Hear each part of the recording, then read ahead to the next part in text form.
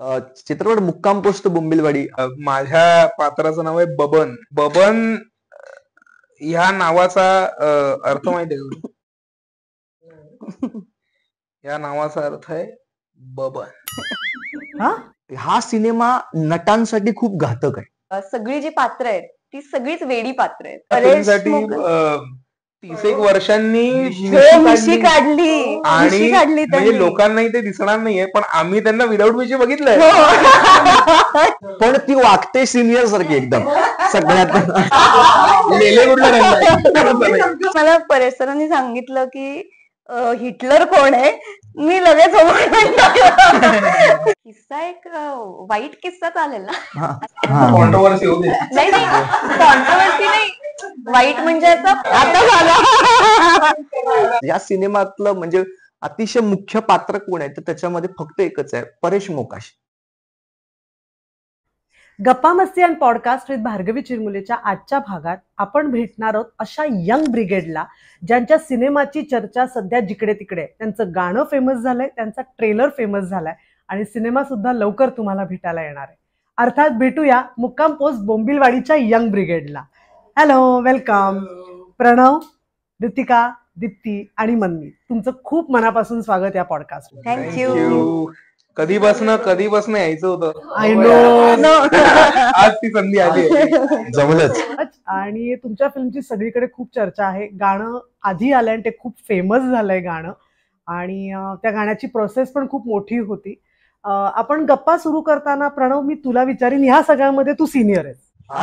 या सगळ्यांमधला तू सिनियर आहेस. या चित्रपटाविषयी आणि तुझ्या रोल विषयी काय सांगशील? चित्रपट मुक्काम पोस्ट बोंबिलवाडी सिनेमाचं नाव आहे आणि परेश मोकाशी याचे लेखक आणि दिग्दर्शक आहेत. मय सभा प्रोड्युसर आहे. सो ऑलरेडी त्यांनी 6 सिनेमे त्यांचे झाले आहेत, त्यातल्या 3 नॅशनल अवॉर्ड आहे. सो त्याच्यानंतरचा हा सिनेमा आहे.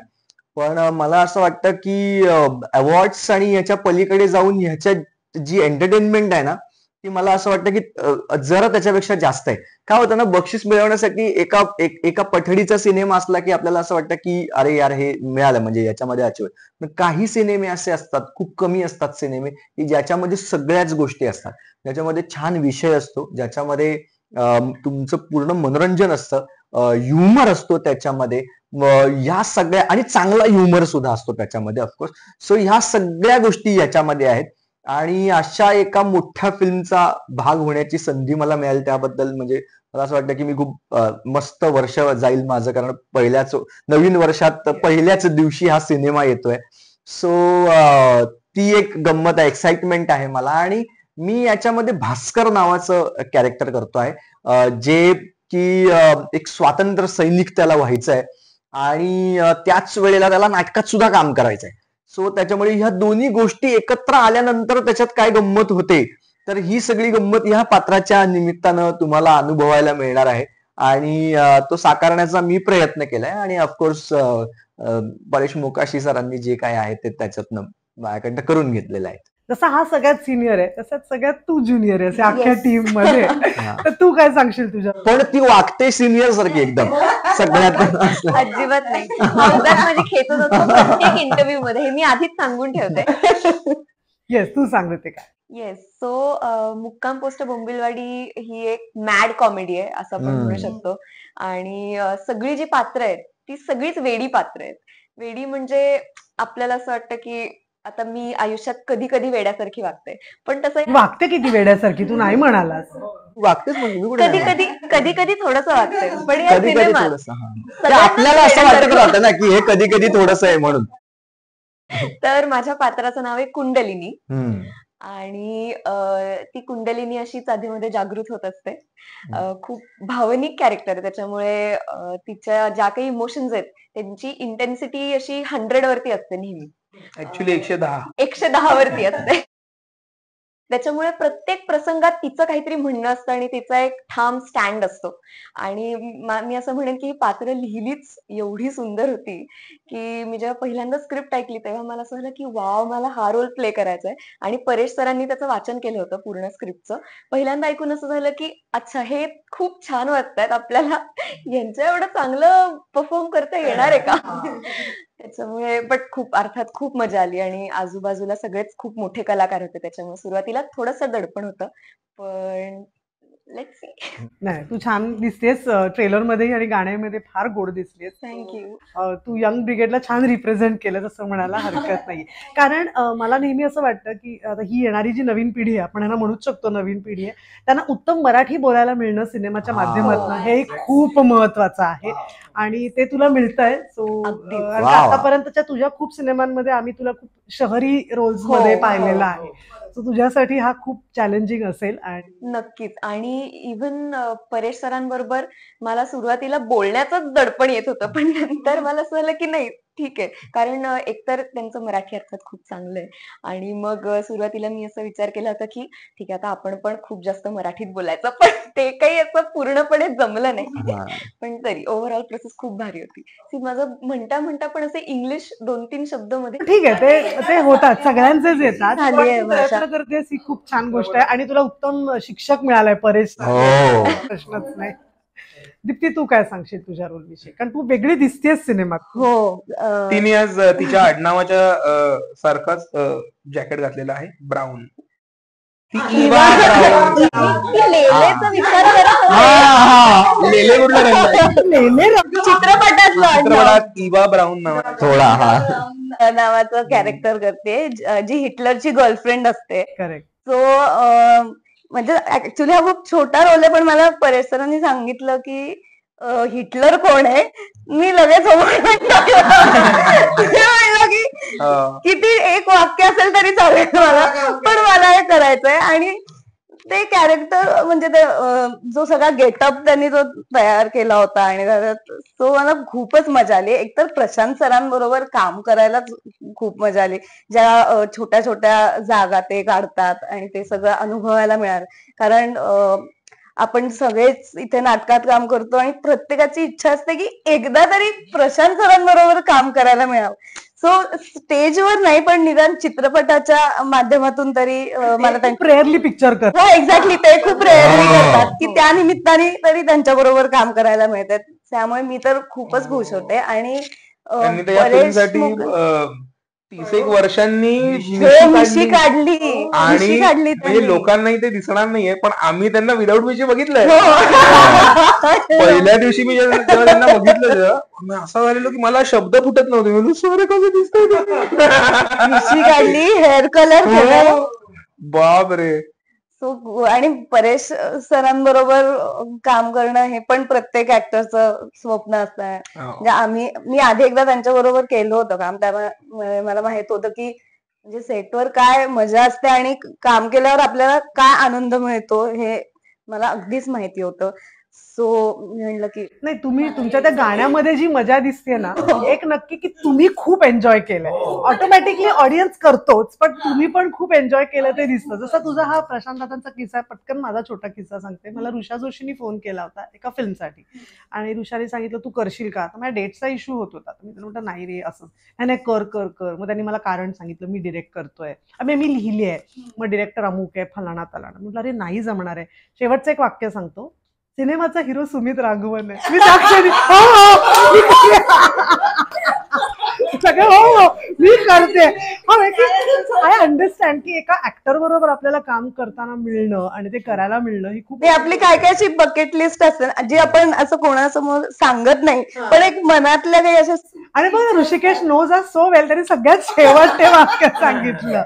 ह्याला नाही म्हणू शकत नाही. आणि मोठ्या लोकांबरोबर काम करताना तुम्ही शिकतही खूप जाता त्यामुळे इट इज अ फन. तुम्हाला तिथे स्कूलच मिळाली अख्खी एक.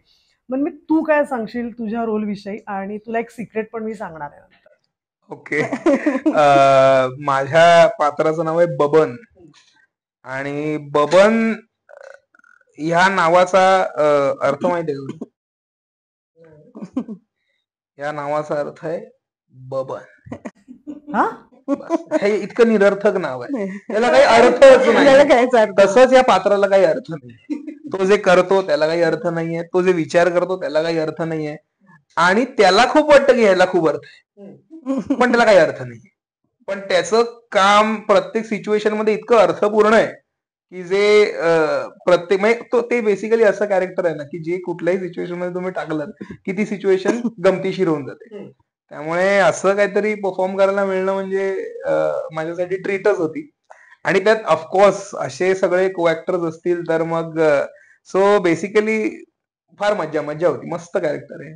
या सिनेमातले बरेचसे कॅरेक्टर आहेत, जसं ही म्हणाली प्रशांत दादांच्या बाबतीत, तसं बाकी पण ऍक्टर्स बरोबर काम करणं ही ट्रीट आहे. तुम्ही तुमचे काही अनुभव शेअर करा ना आमच्या बरोबर. कोणाही म्हणजे आय थिंक सो वैभव मांगले आहेत, गीतांजली कुलकर्णी आहे, आनंद इंगळे आहे, प्रशांत दादा विषयी तर ही बोललीच आहे. अजून आय थिंक सो एवढं मला ऍक्च्युली खूप गणेश मयेकर, अद्वैत. अद्वैत आहे, गणेश मयेकर आहे. हा, मला युजली बोलायला असं खूप आवडतं, पण हे सगळे आजूबाजूला असले ना की मी ऋतिका आम्ही फक्त ऐकतच असतो की किती मस्त बोलतात, काय टायमिंग असतं, मज्जा. म्हणजे एक मला आठवत नाही असं हार्डली कधीतरी असेल की कुठल्या तरी ऍक्शनच्या आधी आणि कट नंतर आम्ही हसलो नाही. असं कधीतरीच झालंय.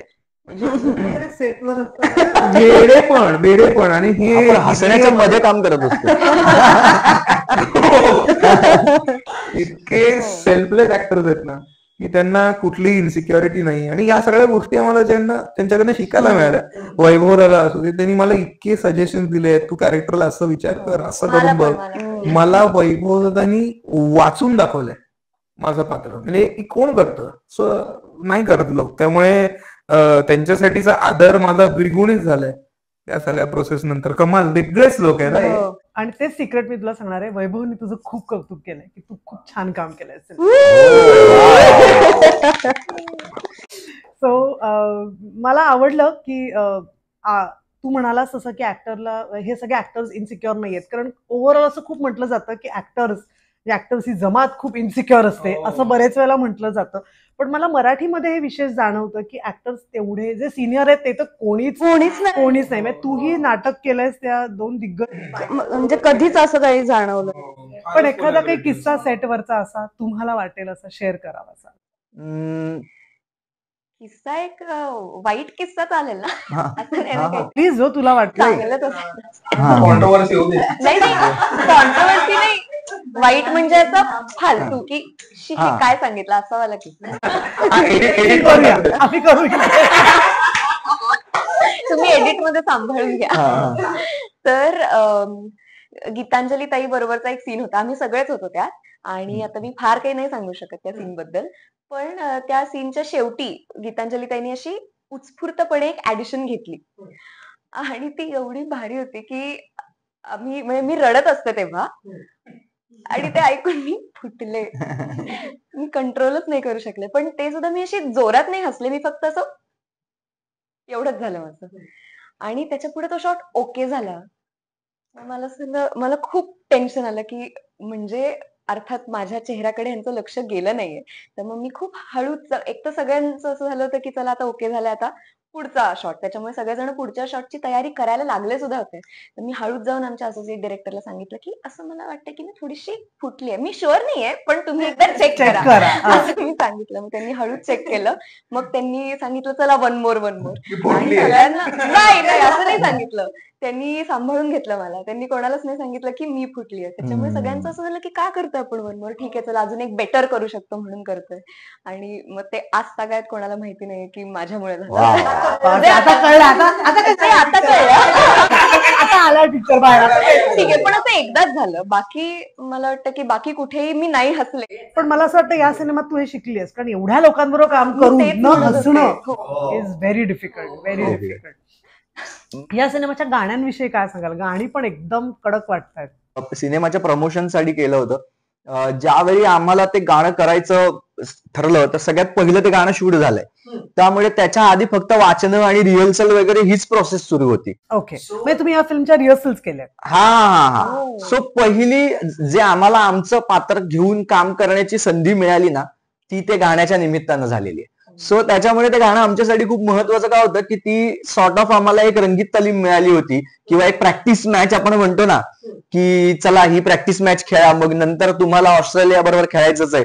तर तसं झालं की आम्हाला ती जी प्रॅक्टिस मॅच करायला मिळाली तर ते गाणं होतं. त्या गाण्यामध्ये आम्हाला आमचे गेटअप्स नीट करत होते. म्हणजे ऑफकोर्स आधी फोटोशूट वगैरे झालं होतं, पण तरी सुद्धा लुक टेस्ट वगैरे सगळ्या गोष्टी, पण तरी सुद्धा ना त्याच्यामध्ये वावरायला आपल्याला मिळणं.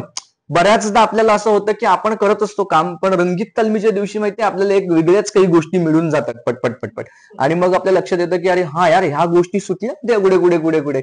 सो तसं आमचं झालं. आम्ही सगळ्या गोष्टी करत असतो त्या दिवशी. पर्टिक्युलरली आम्हाला आधी कसं होतं, वैभव दादा असेल किंवा गणेश दादा असेल, या सगळ्यांनी, गीतांजली ताईने वगैरे ऑलरेडी नाटकात कामं केलेली होती. सो त्याच्या वैभव पण फॉर दॅट मॅटर ना. हा वैभव दादा मी म्हटलंच की ह्या सगळ्यांनी केलेलं होतं. सो आमच्यासाठी ते नवीन होतं. मला माहिती नव्हतं की भास्कर जर पूर्ण दिवस मला वावरायला मिळालं त्याच्यामध्ये, तर त्याच्यात मला काही गोष्टी कळल्या की अरे मी हे करू शकतो, मी ते करू शकतो, अरे असं करूया तसं करूया. आणि डान्स असल्यामुळे काय तसंही मुक्त छंदच होता, करा काय करायचंय ते तुम्हाला. सो त्यातून त्या गोष्टी करायला मिळणं आणि थोडं कम्फर्टनेस येण्याचं, मला असं वाटतं की ते गाणं मिळणं आमच्यासाठी खूप अतिशय महत्वाची होती नट म्हणून. आणि प्रेक्षकांना ते छान दिसतंय, ते आवडतंय, तर त्याच्यातनं ना प्रेक्षकांना सुद्धा ना एक एक एक काय म्हणूया ना आपण त्याला, की एक साधारण त्यांना एक वातावरण निर्मिती त्याची लगेच होते. त्यांना कळतं की ह्या सिनेमामध्ये काय काय असणार आहे. असं नाहीये की एखादं रोमॅन्टिक गाणं फक्त एखाद्या सिनेमाचं असतं, किंवा कुठलं तरी किंवा प्रमोशनल सॉंग्स म्हणून आपण करतो त्यावेळेला त्याचा काही संबंध नसतो. सिनेमाशी काही संबंध, स्टोरीशी काही संबंध नाही. हिंद पुस्तक तलवार असतात ते, काही एकमेकांशी संबंध नसतो. पण या गाण्यामध्ये ना ऍटलिस्ट कळतंय कोण कोण त्याच्यामध्ये कॅरेक्टर्स आहेत, ते काय काय करणार आहेत, मग काय काय होणार आहे, आणि आम्ही काय काय त्याच्यामध्ये मजा केली आहे, काय पात्र येऊन त्याच्यात मजा करतात, हे सगळं त्याच्यामध्ये दाखवलंय. सो मला असं वाटतं गाणं अतिशय महत्वाचं आहे. ऑफकोर्स. आणि ते दिसतंय फार गोड. वैभव एकदा बाईच्या ड्रेसमध्ये आहे. वैभवनी गायलाय पण ना, वन ऑफ द सिंगर वैभव आहे. सो मी तेच सांगतो की जे दिसतं त्याच्यामध्ये तुम्हाला मस्त एक म्हणजे सिनेमातले रेफरन्सेस वापरूनच ते गाणं केलेलं आहे. सो एक वातावरण निर्मिती त्याच्यामुळे खूप छान. एकूण किती दिवस शूट केलं तुम्ही? आम्ही जवळजवळ 25 ते 27 दिवस शूट केलं. सगळं कोकण ना, आणि कोकणात शूट झालं ना. कोकण आणि मुंबई सुद्धा. मुंबई. आणि तू तालमीच्या पॉइंटवर मी अजून सांगेन की खूप वेगळी प्रोसेस होती आधी. कारण की आम्ही ज्या फिल्म्स केल्या आजपर्यंत त्याच्यासाठी आम्ही फार फार तर 5-7 दिवस भेटतो, आपण वाचन करतो, मग आपापलं आपण परत काम होतो, परत हवं तर एकदा कधीतरी भेटून मग शूट आपण डायरेक्ट करतो. आम्ही 1 महिना तालमी केल्यात. आम्ही स्टँडिंग रिहर्सल केली आहे नाटकासारखी. आम्ही अख्खी फिल्म आमचा प्रत्येक सीन हा उभं राहून ब्लॉकिंग सकट आम्हाला फोटो दाखवायचे. सर सांगायचं जॉग्राफी याची इच्छा आहे, इकडे इकडे हे असेल असं इमॅजिन करा आणि आता तुम्ही सीन बघा. इन जनरल माझ्या मते हे सगळे जे दिग्गज कलाकार आहेत त्या लोकांना खरं तर ह्या एवढ्या तालमीची खरं तर गरज नसते. पण ते दररोज यायचंय, ते दररोज यायचे, वेळेत यायचे आणि पूर्ण वेळ तालीम संपेपर्यंत थांबून दुसऱ्या कोणाचा चालू असेल तर स्वतः नाटकाच्या तालमीसारखं चाललंय. आणि अशी प्रोसेस बघणं म्हणजे मला कधीच बघितली नाही अशी प्रोसेस. नाही, मला असं वाटतं की त्या निमित्ताने तुम्ही कॅरेक्टर फक्त आपलं नाही, इतरांच्या कॅरेक्टर प्रमाणे पण आपण आपला ग्राफ ठरवू शकतो एकतर. आणि दुसरी गोष्ट दिग्दर्शकावर पण अवलंबून असतं ना, त्याचा प्रामाणिकपणा त्या संहितेशी किती आहे. बरोबर. आणि ओव्हरऑल याचा प्रत्येक याचा टोन कळतो आपल्याला, सीनचा काय असणार आहे काय नाही. आणि मागे काय झालंय, नंतर काय झालंय, कारण हेही खूप असतं. त्यामुळे ते म्हणजे आपण फ्लोअरवर जातो शूटिंगला तेव्हा सगळे ऍक्टर्स खूप इथनं क्लिअर असतात की काय करायचंय आपल्याला. तिथे जाऊन जे आपलं होतं कधी कधी की तिथे जाऊन सुरुवातीला आपल्याला जरा एक वेळ लागतो, आपण शोधतो थोडस. सो तसं काही होतच नाही, आपण असेच असतो गेलं की रेडी व्हायचं आणि सेटवर जायचं. हे सोनाली कुलकर्णी आली होती सिनियर, तेव्हा तिने सांगितलं की दिलच्या हाताच्या वेळेला असं झालं होतं. ज्यांच्या रिहर्सल झाल्या होत्या त्यांना स्टोरी बोर्ड सांगितले होते, त्यामुळे सेटवर गेल्यावर कपडे लावलेले असायचे, ते घालायचं आणि सेटवर जायचं. म्हणजे तिथे जाऊन काही शोधाशोध, माझं स्क्रिप्ट कुठे आहे, आता कुठला सीन आहे, that is not the scene. थोडंसं प्रोफेशनलिझम कडे पण आता मराठी इंडस्ट्री वळतीये. सो मराठी चित्रपट आता तुम्ही खूप केलेत, वेगवेगळे केलेत. तुम्हाला या सिनेमात आणि त्या सिनेमात असं काय वेगळे पण म्हटलं, प्रोडक्शन आणि एथिक्स या पॉइंट ऑफ व्ह्यूनी? हा माझा प्रश्न आहे. नाही, मला तर म्हणजे वेगळे पण असं हेच आहे की मला वाटतं की खूप जास्त सिरियसनेस आणि खूप जास्त प्रामाणिकपणे काम करण्याची इच्छा सगळ्यांमध्ये असणं, ती काय म्हणू, ती टिकवून ठेवणं, हे तर परेश सरांनी केलंय. सगळ्यांमध्ये ते आम्हाला इतकं इन्स्पायर करायचे सतत त्या फिल्म मध्ये राहण्यासाठी, काम करत राहण्यासाठी. आणि ते फार माझ्या मते क्वचित होतं. आपल्यालाच आपलं मोटिवेशन शोधत राहायला लागतं, आपल्यालाच सगळं करून काम करायला लागतं, असं बऱ्याचदा होतं. पण इन जनरल मला वाटतं की सरांनी खूप वेगळ्या पद्धतीने गोष्टींकडे बघण्याचा दृष्टिकोन, कारण की या फिल्मचा जॉनर पण थोडा तसा आहे. म्हणजे ही तुम्ही या फिल्मला आर्ट फिल्म म्हणून पण कन्सिडर नाही करू शकत आणि कमर्शियल फिल्म ही प्रॉपर सुवर्णामध्ये आहे. म्हणजे ही ऑडियन्स ग्रो करणारी फिल्म आहे असं मला वाटतं. त्यामुळे त्याचा ह्युमर पण आहे ना तसा फार रिच आहे, श्रीमंत ह्युमर आहे. त्यामुळे तो इंटलेक्च्युअल्सना पण आवडेल आणि मासीस पण तो खूप एन्जॉय करते. त्यामुळे असा काहीतरी ह्युमर समजणं, तो आम्हाला समजण्यासाठी कोणीतरी समजवावं पण लागलं ना, की तो पोचवायचा आहे कसा. त्यामुळे ते सर आम्हाला शिकवायचे. ते माझ्या मते सगळ्यात मोठा USP ॲज अन ऍक्टर आमच्यासाठी या फिल्म प्रोसेस मधून जाण्याचा. दीप्ती तुला काय वाटतं? म्हणजे मी माझ्या कॅरेक्टरच्या याने सांगेन की माझं आता खूप छोटं कॅरेक्टर आहे खरं तर, पण त्यांनी कुठल्याही छोट्या मोठ्या सगळ्या कॅरेक्टरचा खूप विचार करूनच ते कॅरेक्टर फिल्म मध्ये आणलेलं आहे. म्हणजे कुठेही कुठलंच कॅरेक्टर असं नाही म्हणजे उगाचच आहे असं वाटणारच नाही. म्हणजे प्रत्येक मग त्या कॅरेक्टरच्या प्रत्येक छोट्या मोठ्या गोष्टीवर वर्क केलेलं आहे. म्हणजे माझंही छोटं होतं पण तरी मी पण वर्कशॉप्स अटेंड केले होते. मी पण तिथे त्यामुळे माझी ह्या लोकांची पण चांगली मैत्री झाली कारण मी वर्कशॉप्स अटेंड केले होते सगळे. सो म्हणजे ही खूप रेअर गोष्ट असते कारण आपण बघतो कधी कधी की फ्रेम मध्ये असतात बरेच लोक पण ते असतात. इथला प्रत्येक माणूस त्या फ्रेम मध्ये असण्याला काहीतरी कारण आहे. सो असं त्यांनी ते डिझायनिंग इतकं सुंदर केलंय ना, सो ते मला खूप आवडलं. म्हणजे कुठलंच असं उगाचच काहीच नाहीये. प्रत्येक छोट्या गोष्टी मागे विचार केलेला. रितिका तुला काय वाटतं?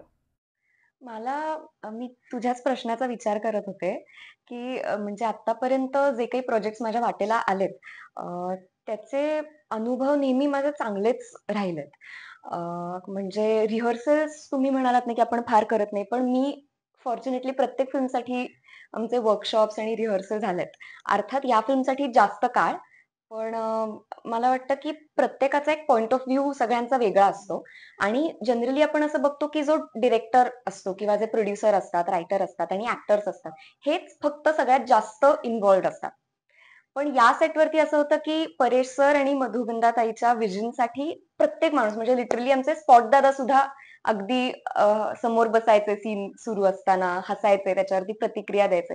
त्याच्यामुळे इकडे मला वेगळेपण असं जाणवलं की लिटरली प्रत्येक माणूस त्याच्यामध्ये तेवढाच इन्व्हॉल्ड होता. म्हणजे असं नाही की फक्त डिरेक्टर आणि ऍक्टर्स होते. सो मला वाटतं की हे एक वेगळेपण मला जाणवलं. मला काय वाटतं माहितीये, हा सिनेमा आहे ना, मी जेव्हा आता मी या प्रश्नाच्या दृष्टिकोनातनं मी विचार करत होतो तेव्हा मला ना एक गोष्ट खूप जाणवली. या सिनेमात सर्वा कोण आहे माहितीये का? सगळं या सिनेमातलं म्हणजे अतिशय मुख्य पात्र कोण आहे तर त्याच्यामध्ये फक्त एकच आहे, परेश मोकाशी. हा सिनेमा नटांसाठी खूप घातक आहे. ह्याचं कारण काय माहितीये का? परेश मोकाशींसारखा दिग्दर्शक एकच आहे. तुम्ही त्यांच्याबरोबर काम करून तुम्हाला काही गोष्टी तुम्हाला इतक्या छान समजतात. तुम्ही नट म्हणून, तुम्ही एक माणूस म्हणून त्या सगळ्या गोष्टी घेत जाता. माणूस म्हणून सुद्धा खूप शिकण्यासारखं आहे. कामाबद्दल तर आम्ही करतोच आहोत पण माणूस म्हणून सुद्धा आपण कसं असलं पाहिजे हे सुद्धा आपण शिकतो. पण एक गोष्ट लक्षात घ्या, परेश मोकाशी एकच आहे आणि ते करणारे त्या प्रत्येक प्रोजेक्ट मध्ये आपण नसणार आहोत. सो आपण आता ज्या गोष्टी आपल्या स्वतःमध्ये घेत आहोत किंवा आपण ज्या अपेक्षा आपल्या वाढवतो आहोत त्या पुढे जाऊन त्याचं काय होणार आहे. सो ह्या सिनेमाचं ना हे एक सगळ्यात महत्वाची गोष्ट आहे, परेश मोकाशी यांच्याबरोबर काम करायला मिळणं.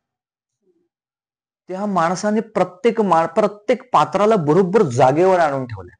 आणि मी म्हणतो ना की जसं ताई तू म्हणाली की सगळे इथे ताकदीचे ऍक्टर आहेत किंवा सगळे जण आहेत, पण परेश मोकाशी या माणसानं त्यांना त्यांच्या ताकदीपेक्षा जास्त दिले. त्याच्यामुळे झालं काय, प्रत्येक जण इतका दमला की परत तो आणखीन एक्स्ट्रा काही करायलाच नाही गेला. कळलं म्हणजे हा त्यातली एक गंमत आहे की ठीक आहे मला अरे 50 किलो तर मी सहज उचलतो, 100 किलो ते मी उचलू शकतो, पण जेव्हा तुम्हाला येतानाच इतकं आलेलं असतं की ते एक दिवसभर करता करता करता करता बाई कशी राबते राबते राबते आणि रात्री शांत झोपते, कारण का तिने दिवसभर काम केलेलं असतं, ह्याच्यात तेच झालं तरी सुद्धा काहीतरी राहिलेलं असतं आणि ती झोपेत तोच विचार करत असते उद्या सकाळी उठून हे करूया. आमच्या सिनेमाचं सुद्धा तेच आहे. नट म्हणून आम्ही ज्या वेळेला काम करत करत करत महिनाभर तालमी असतील, स्टँडिंग असेल, त्याचं वाचन असेल, ते काही गाणी असतील, त्यांच्याबरोबर सतत बोलणं असेल, आमची तालमी असतील, हे केल्यानंतर सुद्धा रात्री जाऊन आम्ही रूमवरती ज्या वेळेला झोपायचो ना, त्यावेळेला असं वाटायचं हे थोडंसं राहिलं रे, हे केलं असतं तर अजून मजा आली असती. सो मला असं वाटतं ना की ह्या सिनेमातलं काय म्हणूया ना बलस्थान काय आहे, तर हे बलस्थान आहे या सिनेमाचं. या सिनेमाची भाषा काय होतं, आज आपण सिनेमे करतो आहोत, आज आपल्याकडे ऍक्शन पट येत आहेत, बरोबर की नाही, किंवा आणखीन काही गोष्टी येत आहेत, परंतु भाषेचं काय, चांगली भाषा असलेला सिनेमा ऐकायला आपल्याला मिळणं हे आपल्याकडे दुर्मिळ झालेलं आहे. मग त्याच्यासाठी तुम्हाला एक तर त्या पद्धतीचे सिनेमे बघावे लागतात, बरोबर, किंवा एका वेगळ्या पद्धतीचे म्हणजे ऍक्शन मारझोड, त्याच्यामध्ये काय भाषेचा काही संबंधच नसतो, त्याच्यामध्ये फक्त धर आणि आपट एवढंच असतं, बरोबर. तर ह्या सिनेमामध्ये काय ना, ह्या सिनेमात तुम्हाला ती जी भाषा लोकांना ऐकायची होती आणि तुमच्या मुलांना ऐकवायची होती की ही मराठी भाषा आहे रे, ती भाषा तुम्हाला या सिनेमात ऐकायला मिळेल. ती बोलता पण येते, नुसती बोलता पण येते. सो हे जर तुम्हाला हवं असेल ना, त्याच्यासाठी सुद्धा हा सिनेमा तितकाच महत्वाचा आहे. ह्याच्यामध्ये असलेल्या सगळ्या गोष्टी म्हणजे एक छोटी गोष्ट सांगतो, म्हणजे एखादा सीन झाल्यानंतर जर त्यांना असं वाटलं की नाही ह्याच्यात काहीतरी बदल करायला पाहिजे असं त्यांना सुद्धा वाटतं ना, तर ते सीन आम्ही दुसऱ्या दिवशी येऊन पुन्हा रिशूट सुद्धा केलेले. असं नाही केलं की झाले ते झाले, चला आता ह्याच्यात काही नाही. आपलं प्रोडक्ट प्रेक्षकांपर्यंत जाताना, आपलं बाळ त्यांच्यापर्यंत जाताना हे छानच गेलं पाहिजे. हा जो अट्टहास आहे ना, मला असं वाटतं की ह्या सगळ्या प्रोसेस मधनं आम्ही गेलो आणि ह्या सगळ्या गोष्टी आता डोक्यात राहिल्या.